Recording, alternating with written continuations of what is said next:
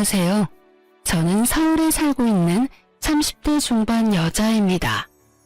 저는 현재 시댁 식구들과 연을 끊고 지내고 있는데요. 사연을 듣다 보니 문득 어처구니 없었던 시댁 인간들의 행실이 떠올라 이렇게 사연을 보내봅니다. 저와 남편은 중학생 때 같은 학원을 다니던 가깝지도 멀지도 않던 친구 사이였어요. 그저 지나가다 마주치면 반갑게 인사하는 그 정도 사이였죠. 그렇게 알고 지내던 남편과 저는 고등학생이 되면서 자연스럽게 각자 갈 길을 가게 되었어요. 그렇게 대학에 가고 지금 다니는 회사에 취업을 하게 되었고 그곳에서 남편을 우연히 다시 만나게 되었죠. 그렇게 저희는 가깝게 지내게 되었고 처음엔 반가운 친구 사이로 지내던 저희는 자연스럽게 연인 사이가 되었고 결혼 약속과 함께 상견례를 하게 되었어요. 아주버님은 남편과 쌍둥이였는데 남편과 마찬가지로 같은 학원에 다녔던 터라 상견례 자리에서 저를 보고 엄청나게 반가워해 주더라고요. 재수씨, 이렇게 다시 만나다니 반가워요. 두 사람 인연이긴 인연인가 보네요. 결혼까지 한다니 말이에요. 그러게요. 저도 회사에서 처음 만났을 때 얼마나 놀랐는지 몰라요. 다 가족이 될 운명이었나 보네요. 결혼 축하해요. 내 동생 잘 부탁해요, 재수씨. 이렇듯 저희는 알던 사이더라도 서로 간에 예의 있는 차림과 인사를 나누었고 상견례 자리도 화기애애한 분위기에서 잘 마무리되었어요. 양가의 축복을 받으며 저희는 결혼을 하게 되었고 신혼집은 친정에서 세를 주고 있던 아파트가 비게 되어 그 집에 전세로 살게 되었어요. 회사에서 가깝기도 했고 무엇보다 시세보다 저렴하게 세를 주신 친정 부모님 덕분에 고민할 필요가 없는 결정이었어요. 그렇게 저희는 평범한 결혼 생활을 이어나갔고 포용력이 넓은 남편 덕분에 크게 싸울 일 없이 잘 지냈어요. 그러던 어느 날 저는 출근을 하고 남편은 연차를 써 쉬는 날이었어요. 남편은 제가 출근하는 시간에 맞춰 일어나 저를 회사에 데려다주고 형을 만나러 간다고 하더라고요. 마침 형도 오늘 쉰다고 하면서요. 그래서 전 알겠다고 했고 남편은 마칠 때 데리러 오겠다고 하며 손을 흔들더라고요. 그렇게 전 남편의 배웅을 받으며 출근을 했고 퇴근 시간이 다가왔어요. 다 와간다는 남편의 연락에 회사 앞에서 기다리고 있는데 기다리는 남편의 차는 오지 않았고 이상한 차가 제 앞에 멈춰서더라고요. 그 순간 창문이 열렸고 운전석에 앉은 남편이 타라고 하더군요. 의아했지만 별 생각 없이 전 차에 몸을 실었고 차에 타자마자 남편에게 물어보았어요. 여보, 이 차 뭐야? 중고차로 새로 샀다기엔 등급도 그렇고 주행거리도 그렇고 당신 차보다 나은 게 없는데? 설마 제 값 주고 산 건 아니지? 그게 오늘 형 만난다고 했잖아. 거의 반 강제로 바꿨어. 형 차랑. 이거 형 차야. 뭐? 왜? 몰라. 바꿔달라고 계속 그러잖아. 처음엔 안 된다고 했는데 계속 내 차가 갖고 싶다고 하루 종일 귀찮게 하더라고. 그래서 그냥 바꿔버렸어. 황당하더군요. 남편 차도 그리 좋은 차는 아니었는데 그것마저 탐내며 바꿔가다니 그렇게 안 봤는데 참 어처구니가 없었어요. 시숙도 시숙이지만 남편도 어이없기는 같았어요. 아무리 자기가 총각 때부터 가지고 있던 차라고는 하지만 그래도 이런 일은 상의 정도는 해야 하는 것이 맞는다고 생각했기에 남편에게 단호하게 한마디 했어요. 당신이 지금 웃을 때가 아니야. 일단 차는 이미 바꿨다고 하니까 그냥 넘어가는데 앞으로는 이런 일이 있으면 나랑 상의 정도는 해줘? 나 정말 지금 어이가 없어지려고 그래. 아무리 동생 차가 탐난다고 해도 그걸 정말로 바꾸자는 형이나 바꾸자고 한다고 바꿔버리는 동생이나 나 황당해 진짜. 그런가? 난 워낙 어릴 때부터 이러고 살아서 그런 생각도 못했네. 먹는 것도 그렇고 입는 것도 그렇고 좋은 거는 다 형이 먼저였거든. 그래요. 남편은 이 상황에 대한 자각 자체가 없더라고요. 3분 빨리 태어난 것도 형이라고 남편은 어릴 때부터 집안의 분위기에 휩쓸려 시숙을 머리 위에 이고 산 듯했어요. 이미 등록비까지 다 내고 명의까지 바꿔버린 차이기도 했고 곧 임신 준비도 할 예정이라 차를 한 대 더 살 예정이었던 터라 그냥 넘어가기로 했습니다. 대신 전 남편에게 정신교육을 하기 시작했어요. 여보, 당신 걸 아주버님한테 다 양보하는 건 당연하지가 않은 일이야. 그게 설사 아주버님이 가지고 싶어 한다고 해도 말이야. 아주 극단적인 예로 만약에 아주버님이 내가 갖고 싶으니까 날 달라고 하면 줄 거야? 미쳤어? 당신을 어떻게 줘? 내 마누라인데. 좋았어. 앞으로 그런 마인드로 살아. 이기적으로 살라는 말은 아닌데 내 것은 내 것, 네 건 네 것이라는 생각을 좀 하란 말이야. 왜 당신도 가지고 싶고 당신도 어렵게 가진 걸 아주버님한테 양보를 해? 그건 아니야. 아무리 형제라도 말이야. 알겠어. 앞으로는 다신 이런 일 없도록 할게. 당신이랑 꼭 상의도 하고. 남편은 호언장담해 주었고 저는 남편을 믿어보기로 했어요. 그렇게 저희는 시숙의 차는 만일에 대비해 팔지 않고 두기로 했고 조금 더 앞당겨 새 차를 뽑아 함께 타고 다니기 시작했죠. 그러던 어느 날 시부의 생신이 다가왔고 남편과 저는 퇴근 후 바로 약속 장소로 가게 되었어요. 그때까진 시댁과 얼굴 붉히는 일 한 번 없이 잘 지내고 있었던 터라 기쁜 마음으로 시댁 식구들이 모인 곳으로 걸어가고 있었어요. 그런 저희를 아주버님도 발견했는지 손을 흔들더니 저희가 의자에 앉기도 전에 말을 걸어오더라고요. 야, 너 차 바꿨냐? 좋던데? 정확히는 차 이야기였지만요. 도대체 언제 본 것인지 이때부터 시작된 차 이야기는 끊기지 않더군요.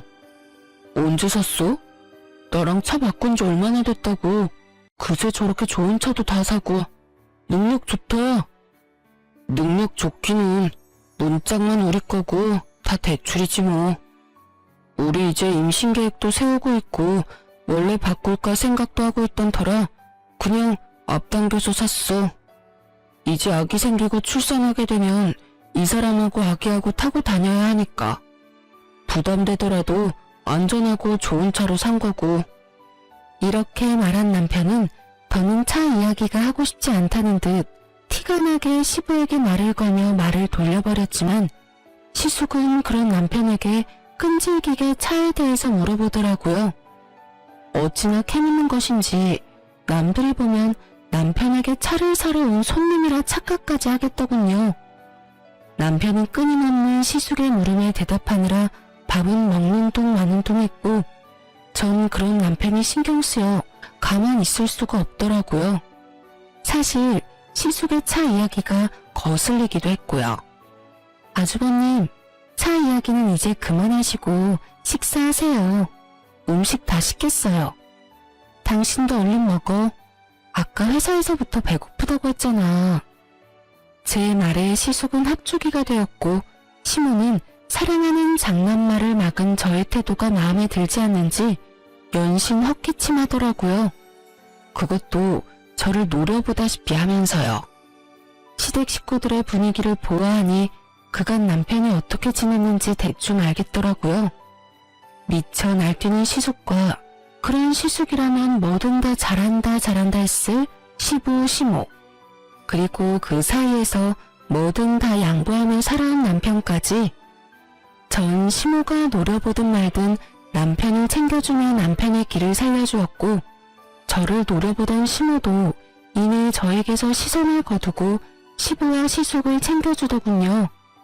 분위기가 티나게 확 가라앉았던 터라 이쯤에는 더는 차 이야기는 꺼내지 않겠지 했는데 시숙은 식사 자리가 끝나고 주차장을 가는 내내 저에게부터 차 이야기를 하더라고요. 저의 표정은 점점 굳어져만 갔고 남편은 해탈을 했는지 표정에서 그 어떠한 감정도 보이지 않더군요. 이윽고 우리 차 앞에 섰을 때 시숙의 입에선 어이없는 말들이 흘러나오더군요. 야, 차 키 좀 줘봐. 차 키는 왜? 승차가 못 던지 보게. 조심해서 탈 테니까 얼른 차 키 줘봐. 전 제 두 귀를 의심했어요. 차 키를 맡겨둔 것도 아니고 어쩜 저렇게도 당당하게 차 키를 달라고 하는 것인지 도무지 이해가 되지 않더라고요. 시숙도 시숙이었지만 더 어이없는 건 시부시모였어요. 시숙이 차 키를 달라고 하니 말리기는커녕 고개까지 끄덕이며 남편에게 차 키를 내놓으라고 하는데 헛웃음이 나려고 하더군요. 전 혹시나 남편이 바보같이 차 키라도 주면 어떻게 해야 하나 싶어 남편을 보았고 남편은 여전히 감정이라고는 없는 표정으로 말했습니다. 보험 때문에 안 돼. 이 차는 이 사람하고 나하고만 운전할 수 있다고. 그러면 먼저 가볼게. 나 피곤해서 얼른 가서 쉬어야겠어. 이렇게 말한 남편은 저를 후다닥 조수석에 태우더니 누가 막을 새도 없이 운전을 해서 그 자리를 빠져나와 버렸습니다. 그렇게 집으로 돌아온 남편은 밝게 웃으며 이렇게 말하더군요. 여보. 당신 말대로 했더니 속이 다 후련한 거 있지? 나 사실은 이때까지 살면서 좀 억울한 적도 있었는데 양보해야 한다고 워낙 그러니까 그게 맞는 줄 알았거든? 그런데 아니었나 봐. 속이 막 후련한 거 보니까 사람 고쳐 쓰는 거 아니라고 했는데 이날 남편의 모습은 개선의 의지가 보였고 충분히 고쳐 쓸 수 있을 것 같더라고요. 그 믿음에 확신을 주게 된 계기는 생각보다 빨리 찾아오더군요. 시부 생신 이후 저의 태도에 큰 불만을 가지게 된 시모는 저에게 틈만 나면 연락하며 괴롭히기 시작하더라고요. 예, 어머님, 무슨 일이세요? 넌 무슨 말을 그렇게 하니? 꼭 무슨 일이 있어야지만 전화를 하니? 아니요, 그게 아니라 혹시나 무슨 일이 있나 싶어서요. 아무 일도 없다. 네가 생전 나한테 먼저 전화하는 일이 없으니 나라도 먼저 해야 하지 않겠니? 이렇게라도 하지 않으면 며느리 목소리도 있겠어. 어제도 그제도 저에게 전화해 30분이 넘는 시간 동안 잔소리를 한 것은 기억도 나지 않는 것인지 이런 식으로 말도 안 되는 트집을 잡아대기 시작하는데 미칠 지경이더라고요. 이 고난은 또 어떻게 헤쳐나가야 하나 고민이 깊어지던 어느 날 남편과 회사에서 이야기를 나누고 있는데 또 시모에게서 전화가 왔고 저의 표정은 점점 굳어져만 갔어요. 그 순간 남편은 묻지도 따지지도 않고 제 휴대전화를 가지고 가더니 전화를 대신 받더군요. 엄마, 집사람 회의 들어갔어. 무슨 일 있어? 아, 그냥 했다고? 난 또 회사에 있을 시간인 거 엄마도 뻔히 알 건데 전화 오길래 무슨 급한 일 있는가 싶어서 대신 받았더니 엄마, 앞으로는 급한 일이나 할 말 있으면 나한테 전화해. 집사람 요즘 회사에서 중요한 일 맡게 돼서 바빠. 알겠지? 그럼 끊어, 엄마. 이러고 전화를 끊어버리는데 통쾌한 건 둘째치고 얼마나 든든했나 몰라요. 이렇게까지 제 편이 되어줄 거라고는 생각도 못했는데 시댁 복은 없었어도 남편 복은 있다는 생각이 들며 참 고맙더라고요. 그렇게 시모에게선 더는 연락이 오지 않았고 평범한 하루하루를 보내고 있었어요. 그러던 어느 날 시숙의 결혼 소식이 들려오며 상견례 날짜가 정해졌다며 집으로 오라고 하더군요. 날짜 정도는 전화로 말해주면 될 텐데 굳이 집으로 오라고 하니 조금 의아한 마음도 있긴 했지만 생각해보니 얼굴 뵌 지도 오래된 것 같아 좋은 마음으로 겸사겸사 시댁으로 가기로 했어요. 남편과 저는 함께 퇴근하고 시댁으로 향했고 시댁에 도착하니 왜인지 모르게 분위기가 무겁더라고요. 원래라면 너스레를 떨며 장난을 걸어와야 하는 시숙이 조용한 것도 그렇고 묘하게 제 눈치를 살피는 시부 시모도 그렇고요. 남편은 무언가 알지 않을까 하는 마음에 남편의 눈치를 살피니 남편 역시 아무것도 모르는 눈치더라고요. 그렇게 식사는 시작되었고 밥이 입으로 들어가는 것인지 코로 들어가는 것인지 알 수 없는 그야말로 체할 것만 같은 식사 자리가 계속되고 있었어요. 도대체 무슨 이야기를 하려고 그리도 눈알들을 바삐도 움직이는지 알 순 없었지만 곤란한 부탁인 건 분명한 것 같아 전 애써 모르는 척하고 있으니 답답했던 시모가 운을 띄우기 시작하더군요. 이야기 들었지? 우리 상남이 드디어 결혼을 한다는구나. 상견례는 이번 달 마지막 주말에 하기로 했어. 그래요? 그러면 그날 시간 비워둘게요. 그나저나 좋으시겠어요, 어머님. 늘 아주버님 걱정하셨는데 이제 그 걱정은 안 하셔도 되겠네요? 그 걱정은 덜었는데 다른 걱정이 생겼지 뭐니. 어휴. 왜요? 무슨 일 있으세요? 그게 마땅한 집이 없지 뭐니. 집이 마음에 들면 돈이 없고 돈에 맞추니 집이 형편없고 그래서 요즘 고민이 깊어. 아, 그래서 다들 표정이 안 좋으셨구나. 그렇지 않아도 친구들 보니까 집 구할 때 다들 고민 많이 하더라고요. 한두 푼짜리도 아니고 급하게 생각하지 마시고 아직 시간 있으니까 천천히 알아보세요. 잘 알아보면 괜찮은 집도 꽤 있을 거예요. 그렇겠지? 그런데 너희 집은 어떠니? 살기가 괜찮니? 이때부터 무언가 이상함을 감지하기 시작했던 것 같아요. 심호하는 꼴이 꼭 시숙이 참 울어오던 꼴과 같아도 너무 똑같았으니까요. 그래도 설마 저희도 전세로 사는 집인데 눈독을 들이는 걸까 하는 생각이 들었고 그저 저희 아파트에 매물이 났는가 보다 하고 생각했어요.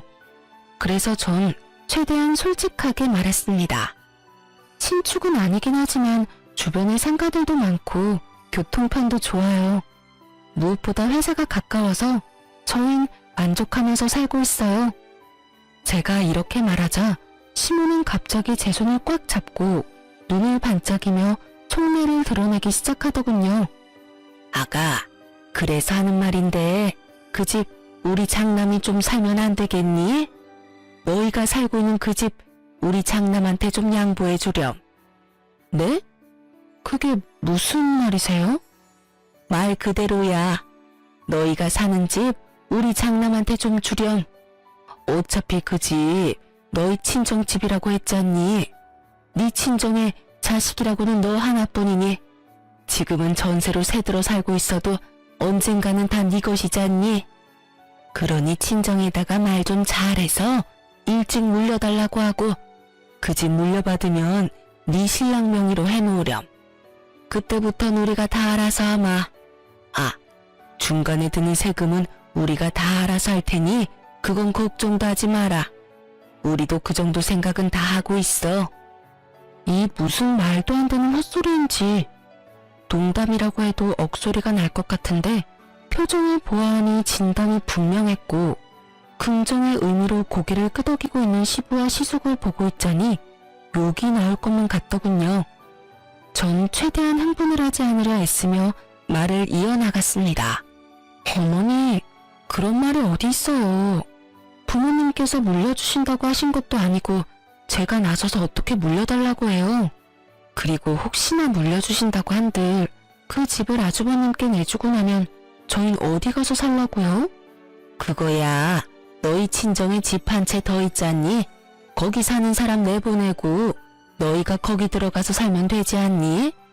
설마 우리가 너희 길거리에 내앉게 하겠어? 다 생각을 해놨지. 정말 어이가 없더군요. 어쩌면 이렇게 당당하게 친정 부모님의 집으로 이딴 말도 안 되는 계획을 세웠던 것인지, 아니 애초에 친정에 노는 집이 한 채 더 있는지 어떻게 알고 있는 것인지 의문만이 가득했고 시모의 물음에 답도 하지 않고 생각해보니 상견례 날이 떠오르더라고요. 저희가 상견례를 할 당시 아빠가 한 채는 지금 세주고 있고 한 채는 곧 비니 저희 보고 들어가서 살라고 했던 말씀을 하셨고 시댁 식구들은 그 말을 이때껏 기억하고 있다가 이런 계획을 세운 듯 했어요. 짧은 찰나였지만 곱씹으면 곱씹을수록 어이없고 화가 치솟더군요. 전 더는 흥분을 가라앉히지 못하고 언성을 높였고 남편 역시 더는 듣고 있을 수 없다는 듯 제 말에 이어 고함을 지르더라고요. 어머님, 제발 말도 안 되는 소리 좀 하지 마세요. 그게 말이 된다고 생각하세요? 그래 엄마, 제발 좀 그만해. 양심이 없어? 아니면 생각이 없는 거야? 다들 정말 왜 이렇게 염치들이 없어? 뭐? 집을 내놓으라고? 우리한테 집 맡겨놨어? 심지어 그 집, 처가집이야. 우리 돈으로 장만한 집을 내놓으라고 해도 제정신이 아니라고 할 마당에 뭐? 처가에서 집을 받아와서 내놓으라고? 그게 제정신 바뀐 사람들이 할 일이야? 그야말로 남편은 울분을 토해내기 시작했고 그런 남편을 보던 시부가 자리에서 벌떡 일어나더니 남편의 뺨을 때리더라고요. 어디서 큰 소리인 거야? 네 눈에는 부모는 보이지도 않는 거냐? 내가 널 이따위로 가르치든? 그럼 이 말도 안 되는 소리를 그냥 듣고만 있어야 했나요? 뭐가 그렇게 말도 안 된다는 말이냐? 우리도 다 생각해보고 내린 결론이야. 어차피 노는 집이고 어차피 너희가 물려받을 집인데 좀 일찍 물려받아서 네 형 결혼 선물로 집 한 채 주는 게 뭐 큰일이라고 이리도 큰 소리인 거야? 뭐가 그렇게 큰일이라고 하셨어요? 이게 큰일이 아니라고요? 그래, 너희가 눈 딱 감고 집만 받아오면 간단하게 해결될 일 아니냐? 저것도 말이라고 하는 것인지 참 대단한 인간들이라는 생각만 들더군요. 남편 역시 더는 말이 통하지 않는다고 생각했는지 제 손을 잡고 일어나며 단호하게 한마디 했어요. 전혀 간단하지 않고요. 저흰 절대 처가에서 집 받아올 생각도 없고 혹시나 집을 받게 되더라도 줄 생각은 전혀 없으니 헛물 캐지 말고 그 시간에 능력에 맞는 집이나 더 알아보세요. 아시겠어요? 이렇게 말한 남편은 대답은 들을 필요도 없고 더는 말 섞을 필요도 없다는 듯 저를 끌고 시댁에서 나와버렸습니다. 그날 이후 시댁에선 연락이 없었지만 시숙에게선 적잖게 연락이 왔고 남편은 절대 안 된다는 말만 반복하며 전화를 끊어버리더군요. 그렇게 상견례 날이 되었고 저희는 고민하던 끝에 상견례에 참석하기로 했어요. 저희는 저희의 뜻을 분명히 밝혔고 아무리 상황이 이 지경이라도 형제가 있는 것을 뻔히 알 텐데 참석하지 않으려고 하니 마음이 불편해 많이 고민하고 내린 결정이었죠. 걱정이 많았던 상견례 자리는 저희 때와 마찬가지로 비교적 좋은 분위기로 이어지고 있었고 이런저런 이야기가 오가다 시숙의 예비 장모님께서 집 이야기를 꺼내더군요. 그건 그야말로 파국의 시작과도 같았죠. 혹시 집은 어떻게 하시기로 하셨나요? 저흰 사돈댁 의견에 맞추겠습니다. 집을 해주신다고 하신다면 저희도 거기에 맞게 다 해서 시집 보낼 것이고 애들끼리 알아서 하게 하신다면 그것도 상관없습니다. 혹시 따로 계획하고 계신 것이 있으면 말씀해 주시겠어요? 들어보니 반반 결혼도 전혀 상관이 없다는 말이었고 여러 가지 생각이 스치더군요. 굳이 시숙이 집을 마련해야만 하는 상황도 아니었는데 그 무리한 요구를 했던 시댁 식구들이 어이없기도 하면서 또 한편으로는 반반 결혼도 환영해 주신다고 하니 다행스럽기도 하더라고요. 이젠 그 말도 안 되는 요구를 하는 일은 없겠다 싶어서요. 하지만 그런 제 기대와는 달리 시모의 입에선 예상치 못한 경악스러운 말이 흘러나오고 있더군요. 아유, 애들끼리 알아서 한다니요. 요즘 아무리 세상이 변했다고 해도 집은 남자가 해가야죠. 마침 괜찮은 아파트가 있어서 사려고 하고 있어요. 아, 그러세요? 그러면 거기에 맞춰서 혼수 준비하도록 할게요. 대략 몇 평쯤 되나요? 32평이에요. 층은 20층인데 전망도 좋고 주변 상가도 많이 들어와 있어서 생활하는데 불편함이 없을 거예요. 아, 신축은 아닌데 관리가 잘 돼서 아주 괜찮다고 하더라고요. 거기에다가 교통편도 아주 좋고요. 그래요? 무엇보다 교통편 좋다는 게 참 좋네요. 그렇죠? 마음에 드신다니 다행이네요. 조만간 살던 사람들이 나갈 예정이니까 정리되는 대로 같이 보러 가시죠. 그래도 집은 한번 보셔야 하지 않겠어요? 빠른 시일 내에 연락 한번 드릴게요. 이렇게 말하면서 저를 쳐다보며 미소 짓는데 딱 알겠더라고요. 20층 32평?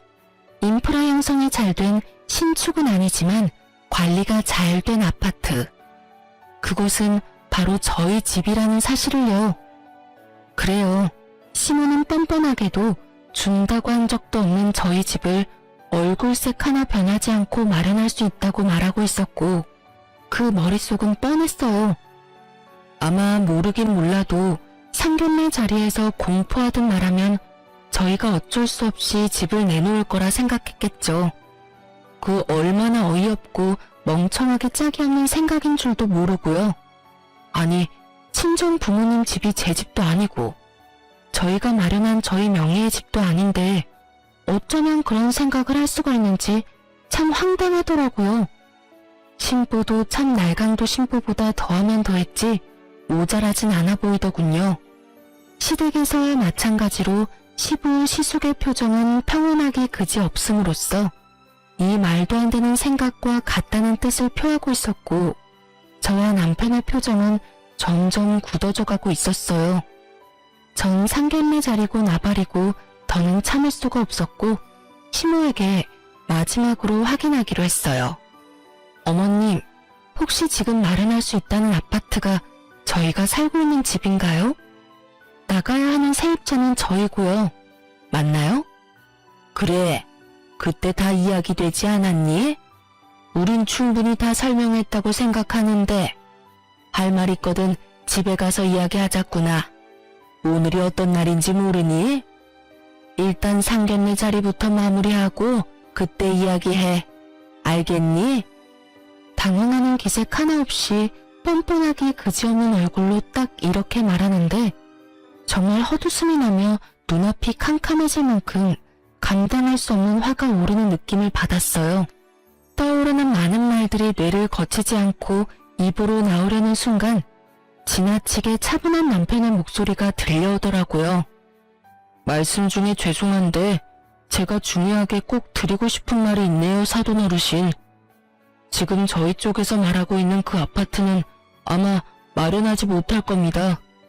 그 집은 저희가 살고 있는 집인데 저희가 내어줄 생각이 전혀 없거든요. 아니, 내어드릴 수가 없다는 말이 더 맞겠네요. 그 아파트 저희 처가에서 저희가 좀 더 편안하게 결혼 생활하라고 저희에게 세주신 집입니다. 그런 집을 저희 부모님께서 며칠 전부터 계속 내놓으라고 생떼 아닌 생떼를 부리시네요. 남편의 말에 사돈댁에게선 아무 말 없이 표정이 굳어버렸고 그런 상황을 살피던 시모는 노발대발하며 남편을 핀잔하고 나서더군요.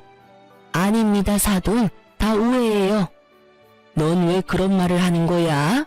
그리고 생떼? 그게 부모한테 할 말이야? 그럼 이걸 보고 생떼라고 그러지 달리 뭐라고 할 수 있겠어? 분명 안 된다고 했지. 처가에 집을 맡겨놓은 것도 아니고 형이 장가가는데 왜 우리가 처가댁에서 집을 받아와야 해? 그것도 주신다고 한 적도 없는 집을 말이야. 그런 걸 보고 날강도 신부라고 하는 거야, 엄마. 어때요, 사돈 어르신들? 제 말이 틀렸습니까? 저희 부모님께서 처가에 가서 집을 받아오라고 하더군요. 그것도 두 채나요.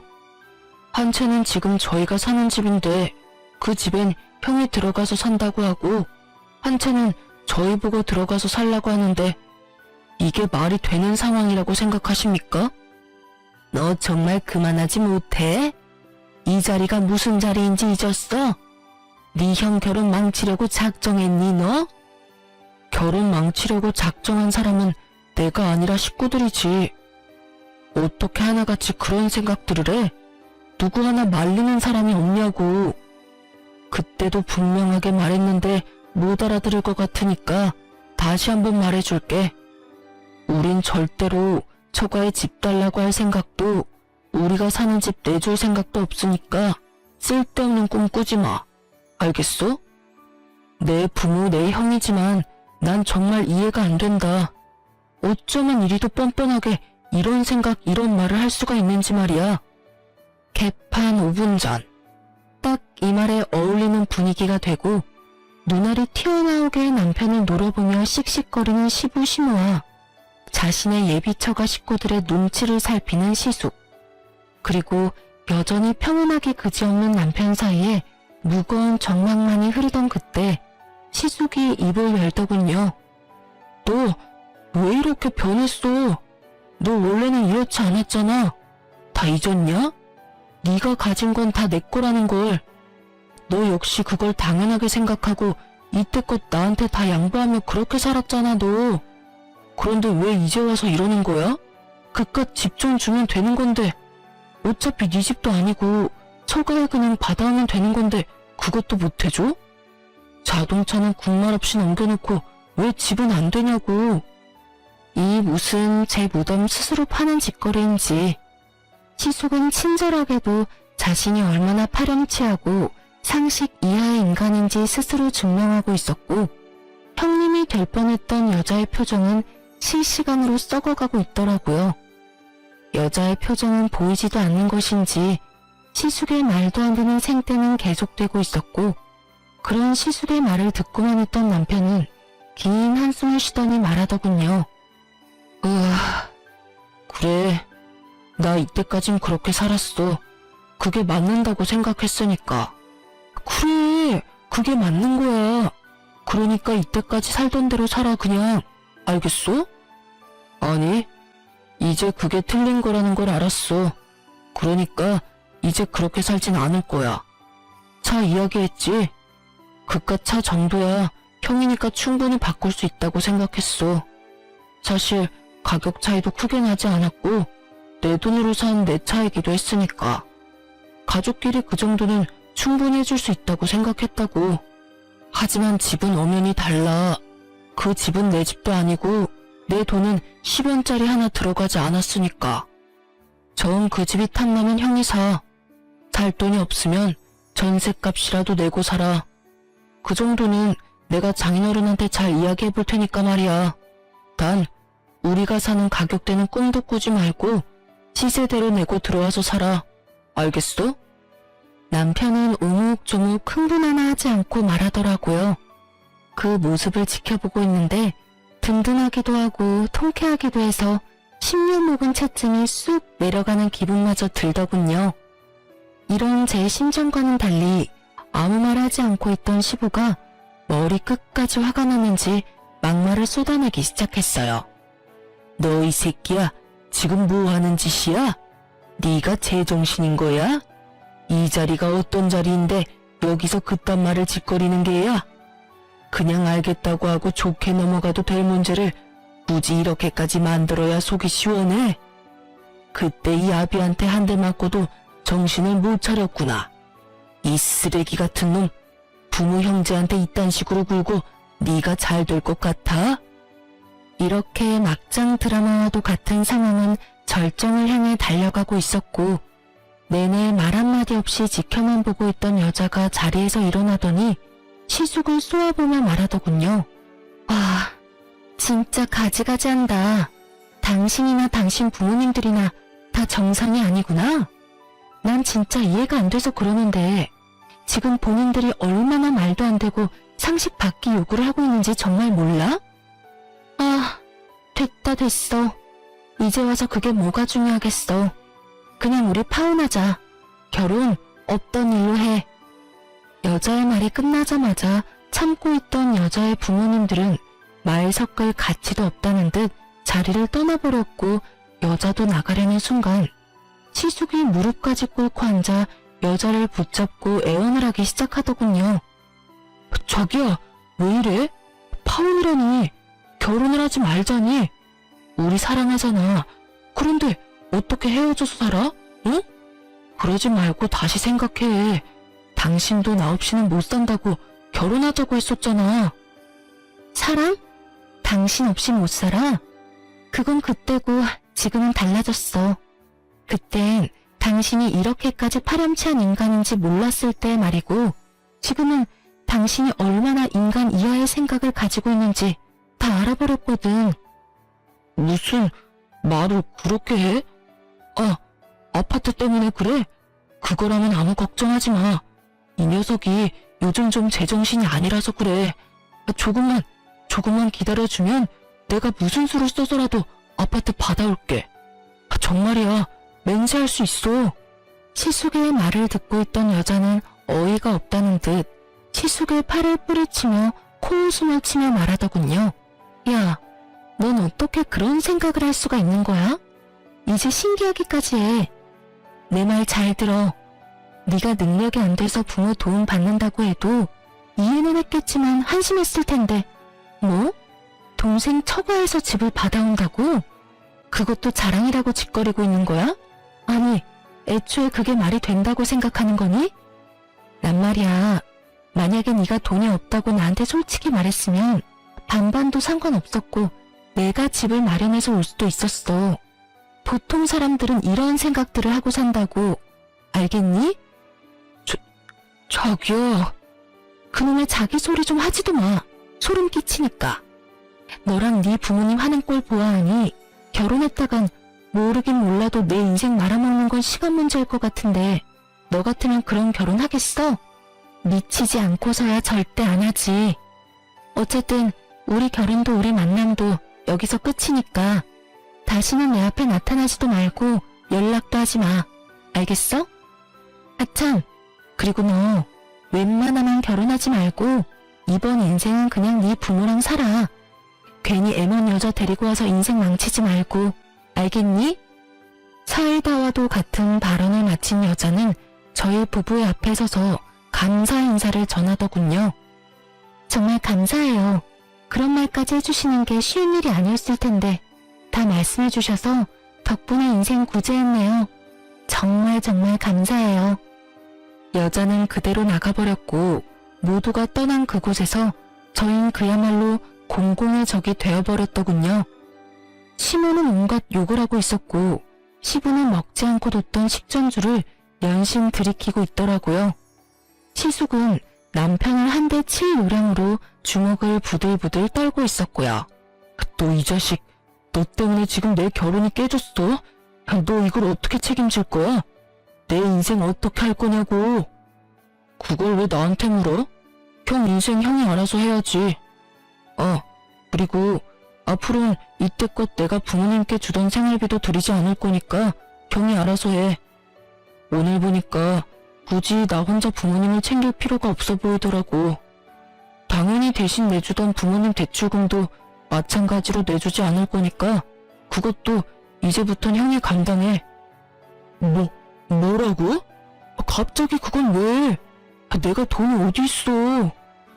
그럼 나는 돈이 차고 넘쳐서 부모님 드린 줄 알아. 나도 다 회사에서 일해서 번 돈으로 드린 거니까 형도 월급 받은 걸로 보태드려.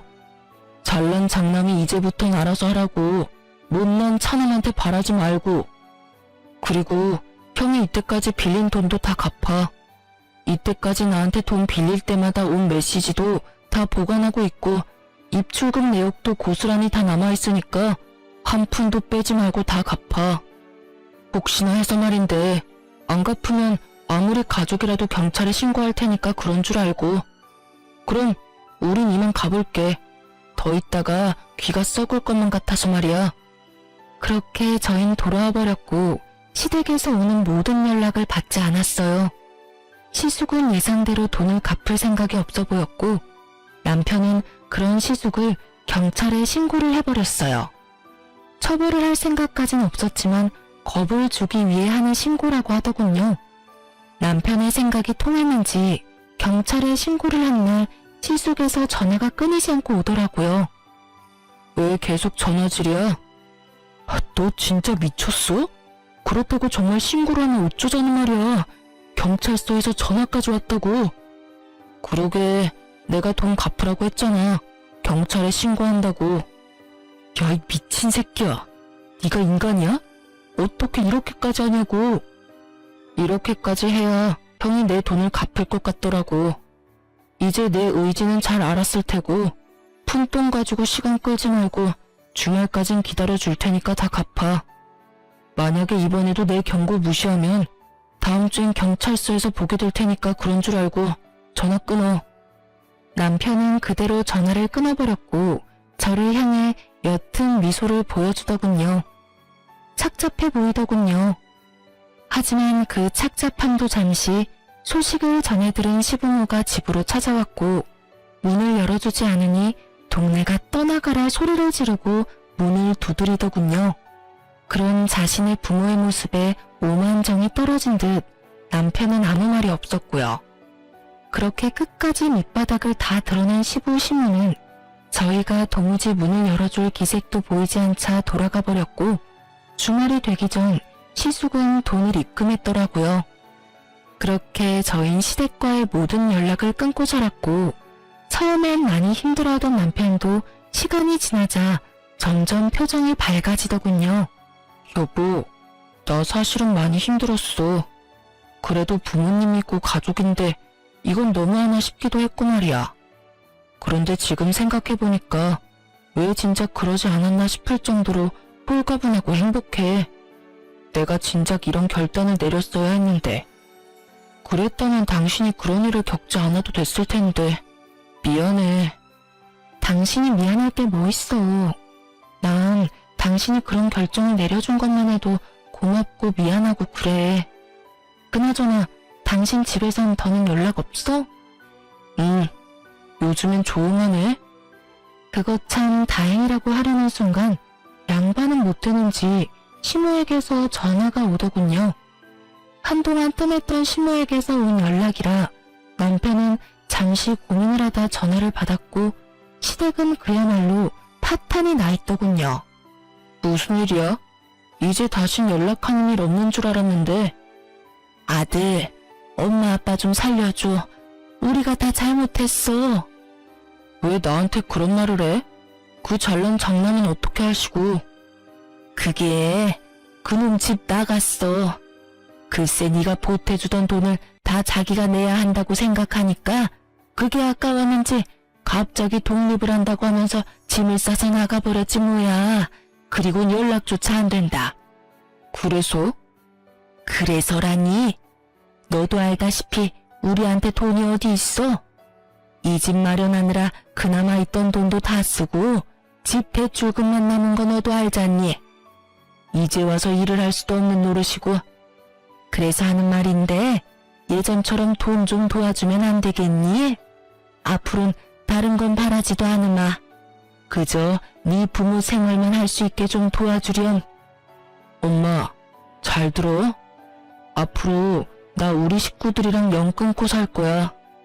자식으로서의 도리는 충분히 했다고 생각하고 있지만 상황이 이러니 형한테 돌려받은 돈 엄마 줄 테니까 급한 불 붙었고 그게 내가 엄마한테 마지막으로 해주는 도리니까 그런 줄 알고 앞으로 연락도 하지 말고 찾아오지도 마.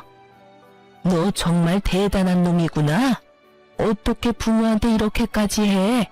내가 널 어떻게 키웠는데 이 나쁜 놈아. 이게 다 그년 때문이지? 네 마누라가 다 시켰지? 넌 그년이랑 결혼하기 전까진 이러지 않았어. 않았다고. 넌 부모보다 여자가 더 중요하니? 그딴 년이랑 당장 이혼해라. 당장 이혼하란 말이야.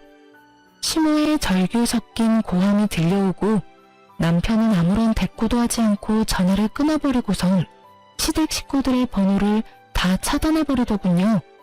저 역시 다 차단해버렸고요. 그렇게 저희 시댁과의 연을 끊어버렸고 시댁 소식은 평소 남편을 많이 아껴주시던 작은 어머님을 통해 듣게 되었어요. 잘 지내니? 네, 작은 엄마. 잘 지내시죠? 그런데 무슨 일로 전화를 다 주셨어요? 이야기 다 들었어. 가족들이랑 연 끊었다며? 네, 어쩌다 보니 그렇게 됐어요. 그래. 너처럼 바보같이 순하던 애가 그렇게까지 한 데에는 다 이유가 있겠지. 다들 잘 지내시죠? 잘 지낸다고? 잘 지내기보단 드디어 정신 차리고 살고 있지. 너하고 연락도 끊기고 돈 넣을 구멍이 없으니까 글쎄 네 부모들이 네 형 회사에 찾아갔다고 하더구나. 회사 앞에서 자리 퍼질고 앉아서 울고불고 하니까 사람들 몰려서 구경하고 난리였나 봐.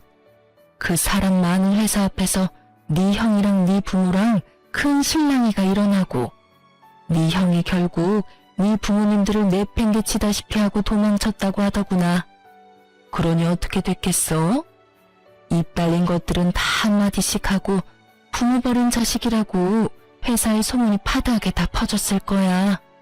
네 부모님들은 처음엔 나한테 전화가 와서 두 아들 다 나쁜 놈이라고 하면서 하소연을 하더니 돈 좀 빌려달라지 뭐니. 나라고 뭐 돈이 있겠니?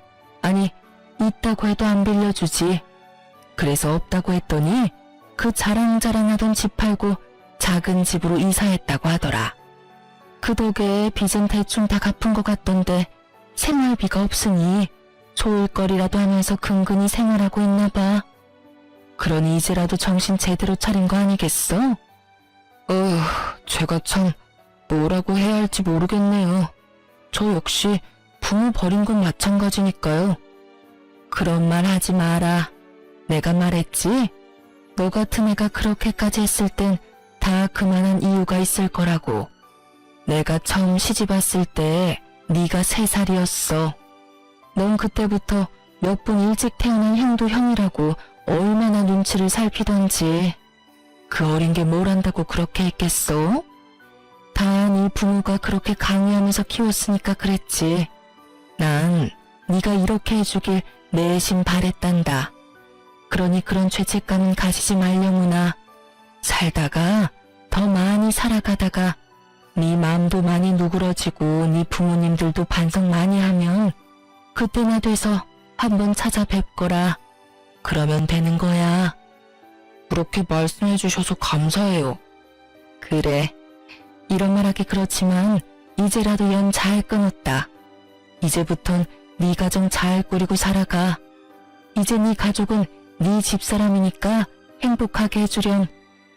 네, 작은 어머니. 작은 어머님의 위로를 받은 남편은 한결 더 편안해 보였고 그 소식을 마지막으로 저흰 시댁 소식을 들을 수가 없었어요. 저흰 잘 살고 있어요. 집도 회사에서 더 가까운 곳으로 이사를 했고 전화번호도 바꿔버렸죠. 시부 시모에게선 연락이 오지 않는데 시숙에게서 다른 번호로 연락이 계속해서 와 어쩔 수 없이 바꿔버렸네요.